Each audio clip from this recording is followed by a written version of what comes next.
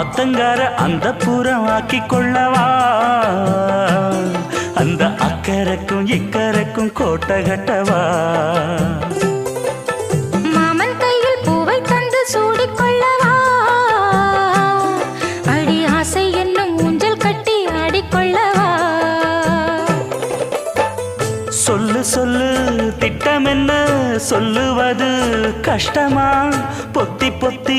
வச்சதென்ன என்னென்னவோ இஷ்டமா